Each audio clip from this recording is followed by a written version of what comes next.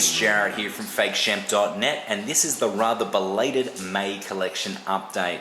Now, no real excuses, but the reason behind the tardiness in this particular collection update is that both my birthday and my wife's birthday fell at the end of the month. In addition to this, there was a heap of stuff I had going on at work, a secret project I've been working on, and just a number of things that amounted to my tardiness. This collection update is rather large, and that's partly because obviously it was my birthday at the end of the month and I did receive some JB gift vouchers, so there's a fair bit of local product in here as well. But without further ado, let's get started on this cold Melbourne day. Might I say that I think the maximum temperature today was 10 degrees, or that's what it was predicted at. I don't think we got even close. So this is the perfect kind of night to be at home watching some movies. So I'll try and get through this quick so I can actually watch one of the mini films here. So let's get started. First up, I will start with some of the... well, I'll mix it up a bit. This is That Guy Dick Miller, which is a terrific documentary made by Elijah Drenner, who made a doco called American Grindhouse. This is his second documentary. Elijah basically does a lot of special feature content for the Severin label, has done some work for Criterion and a number of other labels around the world, in fact. And yeah, this documentary is fantastic. It's about character actor Dick Miller, who's been in a multitude of movies from Roger Corman, early sort of, or late 50s, early 60s era stuff, right through to, you know, the Joe Dante stuff in the late 70s, like Piranha, but then in every Joe Dante film ever since, including his brand new film Bearing the X. Dick Miller's an amazing actor, and this doco is a really good representation of what he's done in cinema and who he is as a person. I was very fortunate enough to associate produce this particular doco, and as such I got to meet Dick at his home with his wife Lainey, and they were amazing hosts. They cooked us a Thanksgiving dinner a number of years ago, back in about 2012, but really a fantastic guy and such a beautiful wife. Really lovely wife of his, Lainey, who's done a number of jobs in the film industry, from having actually had a very small part in The Graduate right through to being like a script editor on Freddy's Nightmares, the Nightmare on Elm Street TV series. But anyway, and you'll see her in this doco, That Guy Dick Miller. Glenn's done a review for the fakeshemp.net website, so you can go and read it there. And I may even do one myself. But yeah, That Guy Dick Miller, terrific doco, thoroughly recommended. And order it through the official That Guy Dick Miller site, so you can put some money toward the post-production costs of the doco. Then I'll go back to Elijah and Autumn Rose Productions, who produced it, which is Lainey's production company. Okay, so moving on, I'm going to pick a local release next. This one, The Congress, which is a very strange little film from Mad Men. This is a feature from the director who did Waltz with Bashmir, which was a animated film, but a very message-driven type of drama. This is a very unusual kind of black comedy, but very much a drama. It's about a third live action and two-thirds animated. Very strange film. No, I mean, not super strange. It's just like the idea, the concept is very much a like Spike Jonze or Michel Gondry sort of picture. But it just, yeah, it didn't work for me. I mean, Robin Wright Penn was great in it. John Hamm, who's completely animated in it. There's Harvey Keitel. There's a number of actors that turn up in this film.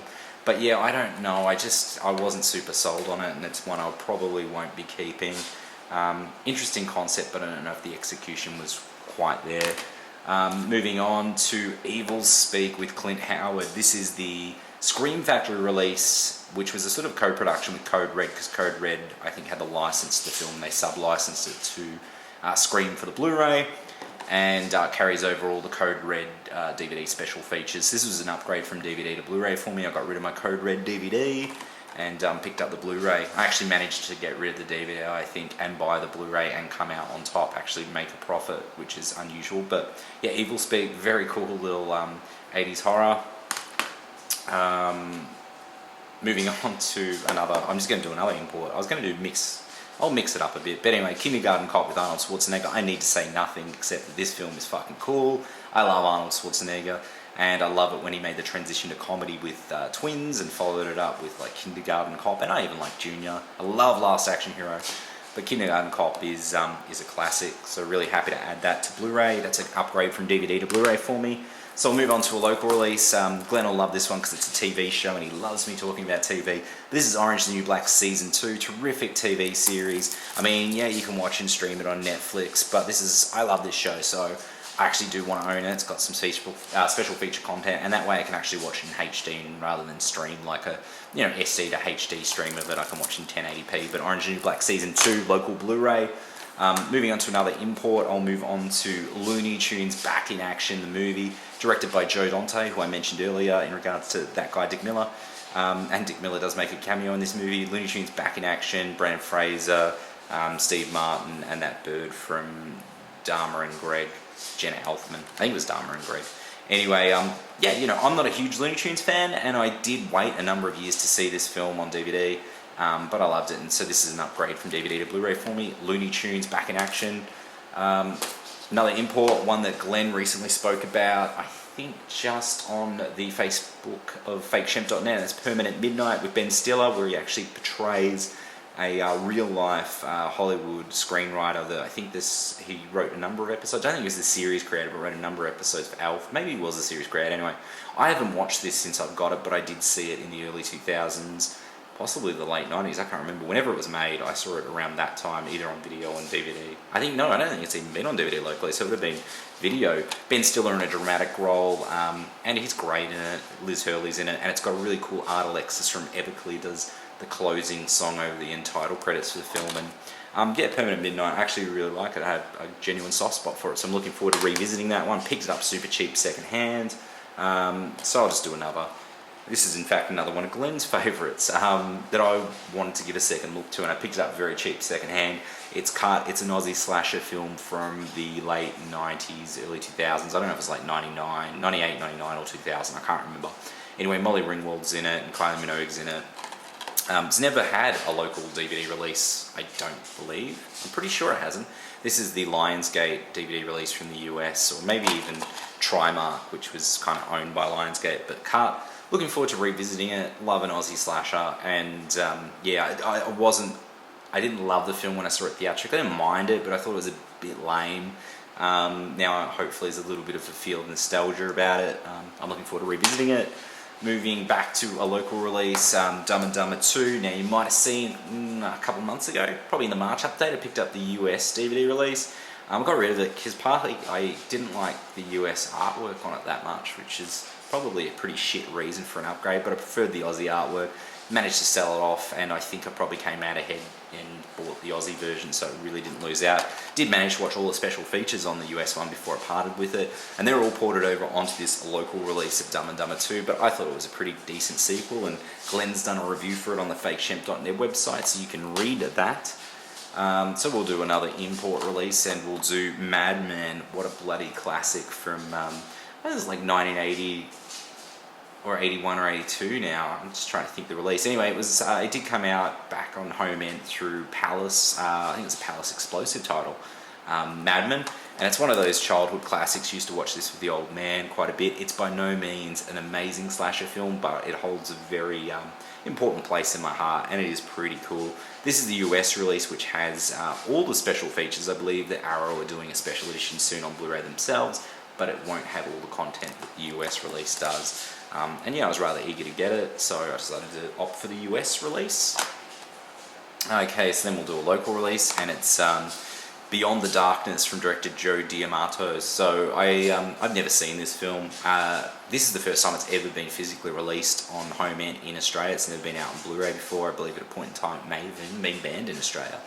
But it is now available. It has a soundtrack by Goblin. I'm not a huge fan of Joe's work. I haven't seen a great deal of it, but the Grim Reaper or Anthropomorphosis, whatever the hell that thing's called, yeah, I wasn't wowed by it. You know, it was a bit of a video nasty. It was a video nasty in the UK. So yeah, Beyond the Darkness, I heard good things about. Really keen to check it out. And Simon Sherry's from Simon Sherry Illustration Design, who's the senior graphic designer at Umbrella, has lent a bit of a hand to doing something slightly different with the artwork. But yeah, Beyond the Darkness, looking forward to watching that. So we'll move back to the import releases, and I've got Predestination, which is the third film from the Spierig brothers, following their first their debut feature Undead, and then their second feature Daybreakers. Their third one's Predestination, and it's probably their most accomplished work to date, in my opinion. I wasn't a massive fan of Undead. I saw it when it premiered at MIF back in 2003, I think. But yeah, I wasn't a huge fan of that. I liked what they had done on a style sort of level, but it was just a little bit convoluted with aliens and zombies. It just was a bit too much of everything. I really enjoyed Daybreakers. I thought it was great, and Predestination's terrific. It's that kind of. I saw this one premiere at MIF in 2014. Really enjoyed it the first time around, but was eager to pick it up on Blu-ray. And US Blu-ray has all the special features the local one does, including that 75-minute documentary. Except that it's in HD on the US release.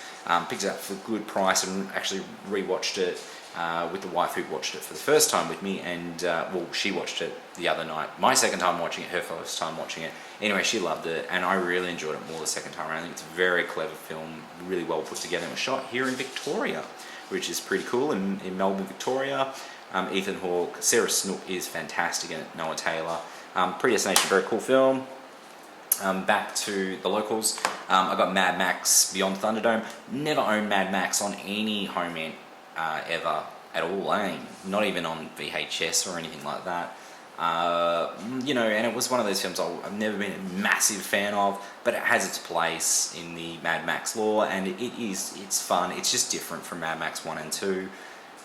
Quite different. I mean, the first 35 to 40 minutes are very similar to Mad Max 2, but it is a different type of film. I like where they went with it, and Fury Road pretty much expands upon this. It's more, I think Fury Road's more akin to Mad Max 2, but it definitely, there's elements of Thunderdome about it.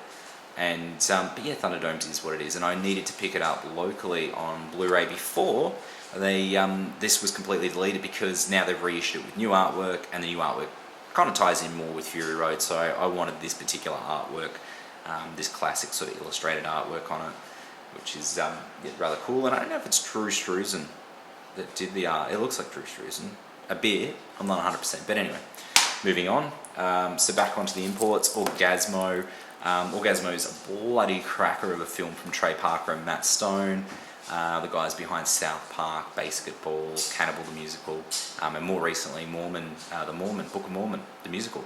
Orgasmo is such a terrific film. It was an utter gem on video. We watched the hell out of it on VHS when it came out. We bought an ex-rental copy, owned it on DVD, the local Umbrella release. This is the US release. It has both a, I believe, an unrated and I don't know if it's and the theatrical version. I've heard that the unrated quality isn't great in terms of picture quality, but that's okay. I'm curious to check it out, although apparently the filmmakers prefer the theatrical version of it, which is cool because that's the version I prefer. There's an abundance of special features, including a drunk commentary with like everyone from Kevin Smith to David Cross, Boba Odenkirk, and a heap of other people. I'm curious to actually give that a listen. Orgasmo. Back to the local releases, and Flowers in the Attic from the late 80s, about 87 or so. Louise Fletcher, of course, from One Flew Over the Cuckoo's Nest. She always plays a bitch. Christy Swanson, when she was really in her, I think in her peak, because this was about a year after Deadly Friend, and just obviously a couple of years prior to Buffy the Vampire Slayer, the movie. But yeah, cool film, Flowers in the Attic. It's a bit hammy and over the top, but it's still, I think it's still a pretty cool film. I've never read the books, so I can't really draw comparisons there. But, it is what it is, and I enjoy it, so that's why we own it. And the wife's a huge fan of the book series. So back to the imports. Double Dragon from 101 Films in the UK. I'm trying to think whether maybe this was the first film adaptation of a video game. I can't place the year now. I know it's like the mid-90s. I think it's about 93, 94. I'm just trying to think whether Street Fighter predated this or came after. I know Mortal Kombat came after Street Fighter, but Street Fighter was shit. Mortal Kombat was pretty good. And Double Dragon, I actually really like Double Dragon. It's a total guilty pleasure. Scott Wolf from Party of Five, Robert Patrick, the T-1000, and the other dude, Mark Dacakos, I think it is. Really looking forward to checking this one out. Again, Double Dragon. Unfortunately, featureless. They should have done a special edition of that, because that would have been very interesting. But I doubt hardly anyone will come back and talk about it, except for maybe Robert Patrick. So then back to the local releases. Shine with Jeffrey Rush. This is a Scott Hicks film from, I think, about 96 or so from memory, or 95 because it's 20th anniversary edition. Just come out locally through Umbrella. And they've got a new transfer of the film as well as some special feature content. Really looking forward to revisiting this astonishing film. A really fine cinematic achievement for Australian cinema. Very cool. Okay, back to the import. No, I'll just keep moving through some more locals. Howard the Duck, which has just come out through Umbrella this month. This is actually a June release.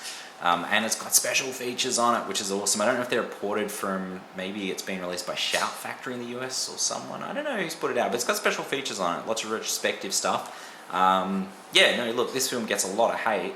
And it's, you know, apparently it's debatable whether it's a cult classic, but I think it's a bona fide cult classic. Howard the Duck. Some more local releases. We're moving on to Laggies, which is a pretty cool little film that came out through E1, distributed by Fox, with Keira Knightley, Chloe Grace Moretz from practically every fucking film that comes out this year. I don't know how this girl gets an education when she's in so many damn movies. And Sam Rockwell, she's in more movies than either of those two put together. And possibly made more films than them now already, but she's a terrific actress. Everyone in this film's amazing. It's a really good kind of coming of age story and a little bit of a coming to grips with where you are and what you want out of life. And yeah, I really liked it. I was pleasantly blown away. This is a special edition. It's got a bunch of features on it. And if you're like, yeah, you know, this is, it's a little bit like, I think it's almost a little bit like Garden State. I think it's a great film that's been sadly overlooked and may even make my top 10 of 2015. I say 2015, didn't have an Australian theatrical from memory, but it's had a home release this year, so yeah, I think it qualifies. Moving on, Via Vision's release of Dead Zone. I was a little apprehensive to pick it up because it doesn't port any of the special feature content from the US Paramount release, which is a bit of a bummer. I think some of that stuff may have even been on the local release, but I'm not 100%. The local Paramount release, not the old Magna Pacific release from back in the day. I think it's Magna that put it out. But it's a Cronenberg film, and I try and get all Cronenberg stuff on Blu-ray, so I'll probably keep this and keep the DVD because, yeah, I want those special features. But Dead Zone is a real cracker of a film. It was a bit of a breakout film for Cronenberg. It was really outside of Fast Company, his first foray out of body horror, but then it's still quite body horror because it's got the whole, you know, what's the word for it? I was going to say telepathy, but that's not the correct word. Yeah, I don't know. The ability to predict things that are going to happen. Based on a Stephen King novel, very different from the Stephen King novel, might I add. Had read the Stephen King novel when I was growing up. It's quite different, but I think they exist separately to one another quite well, just as The Shining did. And I think actually I prefer the film version of this to the book. But The Dead Zone, another Via Vision release. This one actually does port over the special features that were on the US Artisan release, and that's Pi. It's Darren Aronofsky's first film. Aronofsky you'll know from Requiem for a Dream, The Fountain, another movie that was amazing that I can't remember his name, and it wasn't The Wrestler, but he did do The Wrestler. I can't remember the other movie. I'm sure there was another one. I know he did Noah, but I haven't watched that yet. But anyway, Pi. Cool film. Very cool film. If you like Primer, this is a perfect type of film for that kind of audience. A real thinking man's thriller, really. Another Via Vision release, Young Guns, bloody classic. What an all-star cast. Kiefer Sutherland, Lou Diamond Phillips, Charlie Sheen, all of those Hollywood brats of the 80s in a big movie. Great movie. There's not a great deal of special features on it. It's got a Billy the Kid doco and an enhanced trivia track. From memory, I think it was a commentary on the US DVD that I've got with Lou Diamond Phillips and probably one of the other actors that can't get a job, so he's happy to sort of do some paid extra content work. But anyway, Young Guns, cool film. Okay, so I'm going to keep going with the local shit for now. We've got What We Do in the Shadows. This is the Fang Bloody Tastic Collector's Edition, which has the Blu-ray of the film that's already been released with the DVD that's already been released, and a bonus disc, which is a DVD of special feature content. Has killer artwork on the front. Yeah, really nice sort of packaging. Then, I don't know, this is a bit average on the inside there, and the discs. Yeah, unfortunately it's in, although it's a Blu-ray kind of special edition, it's probably got more DVDs in it than Blu-ray. Well, it does. It's got 2 DVDs as opposed to Blu-ray, so it is bigger. So that will be a bit odd on the shelf, but who cares? What We Do in the Shadows, pretty cool little New Zealand mockumentary comedy. Oh yeah, this one, The Tunnel, which is a great Australian found footage film, shot out of Sydney and set in Sydney. And this was actually, I bought this through the production company's official website, which I think now the production company might be Deadhouse Films. And they're individually numbered. I got 158 of 1,000. It's got some new extra feature content that isn't on the DVD, but I'll probably have to keep the 2-disc DVD for the special features. And actually has a film cell up here that's sort of been pasted on top, which is kind of cool. But yeah, The Tunnel, if you haven't seen The Tunnel, you should totally watch it because it's one of the best found footage films out there. I'm not a massive advocate for found footage films, but I loved this movie heaps. And I watched it on the plane, I think on a trip to the States, and I was just like, whoa, this is fucking awesome. Immediately bought it on DVD and yep, upgraded to Blu-ray. Okay, so keeping it going, Imitation Game, which was one of my top 10 films of 2014. Yeah, a truly, it was genuinely moving, and it was cool to see that such an important figure, in World War II had finally been recognised once they declassified certain files. I just heard something pop off somewhere in the kitchen, and it's kind of terrifying because I'm the only one home at the moment. But anyway, The Imitation Game, I'm sure you know a lot about it. It's got Benedict Cumberbatch in it and Keira Knightley. Very cool film. Yes, Night at the Museum 3, Secret of the Tomb. It's no surprise that I'm a fan of Ben Stiller.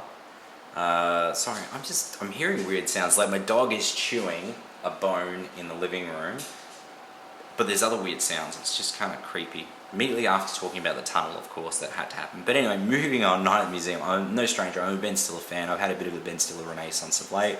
Night at the Museum 3, I saw theatrically and I thought was pretty solid.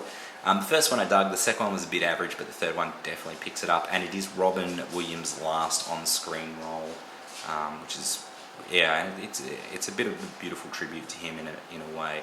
But Night at the Museum 3, Secret of the Tomb. Okay, so okay. This is the last of the local releases, I think. I got Black Snake Moan, which is a Blu-ray DVD to Blu-ray upgrade. Very cool film. With Christina Ricci, and yes, you get to see her boobs in this. It's got Justin Timberlake, and it's got, of course, Samuel L. Jackson. Cool film from the director who did Hustle and Flow. I'm not entirely sure what he ended up doing after that, but Black Snake Moan, cool film. Then we've got Life Itself, which is a doco on Roger Ebert, the Chicago Tribute or Chicago Sun. I think it's Chicago Tribute. God. Probably not even going to give me that information. Chicago Sun-Times. Okay. Who knows? He's probably reviewed for a number of publications in Chicago. But Life Itself, an extraordinary documentary about a truly extraordinary character that I had no idea about. Like, I knew of Roger Ebert and I'd read his reviews and quite often disagreed with some of the reviews. But he had a way of writing reviews. They were more than just a critical analysis of the film. It was quite personal, and he had such a great use of language. And this documentary is just a really great inside story on his life. And he was a very extraordinary character and hugely influential in cinema, not just in critical analysis of films, but in terms of was really in touch with filmmakers and really helped a lot of filmmakers out, including Martin Scorsese. But Life Itself, great documentary. This is one of Glenn at fakeshemp.net's favourite films of 2014. Cool film. Okay, moving on, we have Born on the 4th of July, which is an upgrade from DVD to Blu-ray for me. The Oliver Stone film. Haven't watched it for a number of years, but again, no secret, I'm a Tom Cruise fan, so I try and collect most of his films that I like, and I loved Born on the 4th of July. Amazing performance. Yes, that's an upgrade for me, and this is the Universal special edition that came out in the States. It actually has a number of special features on there, mainly about Universal's 100th anniversary than the film itself. But yeah, I thought it a worthy upgrade. Okay, next one up. This is a bunch of Scream Factory titles. I got From a Whisper to a Scream, which is a kind of anthology type horror film from director Jeff Burr, responsible for like Blood Wings, Pumpkinhead 2, and Puppet Master, I don't know, 3 and 4 maybe, or 4 and 5, I can't remember. But from Whisper Scream, like, you know, it gets equal amount of love that it does hate. Hardly anyone's sort of in the middle. I think it's an effective anthology film. I loved it growing up. And it's worth the price alone for the feature-length documentary on the making of the film. It's an extraordinary doco. I've managed to get through that, but I haven't got through the abundance of other special features on there. But from Whisper Scream, very cool film, and it was known as The Offspring, I think, when it was initially released in the US. So the flip, reversible slick on the other side has the artwork for The Offspring there, from a whisper to a scream. Okay, so yeah, another Scream Factory release. We've got Ghoulies 1 and 2 double pack, the Empire Pictures films from, well, actually, that's a good question. I was going to say, did Charles Band obviously produced it, but I was like, did he direct it? And I think the answer to that was no, he didn't. I should know this. I'm a little bit freaked out between all these noises happening around. But anyway, Ghoulies 1 and 2, there's some retrospective featurettes on there too, which I've got through. Can't really comment on the print quality for either of the films. I haven't got around to looking at, but that's a Blu-ray or DVD upgrade. DVD to Blu-ray upgrade, I mean to say. I'm sorry, I keep moving. I haven't cracked the seal on this one yet, but Escape from New York, which is the Scream Factory 2-disc release, it's garnered a little bit of criticism about the print, but it's always a subject of discussion, Escape from New York, every time it comes out. But it does port over all the special feature content from the previous 2-disc MGM release. I think there might be like a storyboard element or something like that missing, but the bulk that's on there, plus some new special feature content. Cracker of a film. A fucking classic. John Carpenter's Escape from New York. Don't remake it. Another Scream Factory release I haven't cracked yet. And again, more criticism about the transfer quality of Mad Max I've read. I mean, there's a glitch in the local release of it, but it does have a superior audio track for the Australian audio track. This is a Mad Max US release, and I don't think there's a great deal of extra content apart from a brand new interview with Mel Gibson. But it does have very cool art, and it does port over all the special features from the previous MGM US Blu-ray, which the Australian Blu-ray is sadly lacking really any special features. It's got like some biographies, and I think it's got the US trailer, and that's about it. So yeah, happy to actually have that on Blu-ray. That's an upgrade from the old Roadshow DVD to Blu-ray for me. Then this month I've just kind of kept here because these ones I'm not keeping.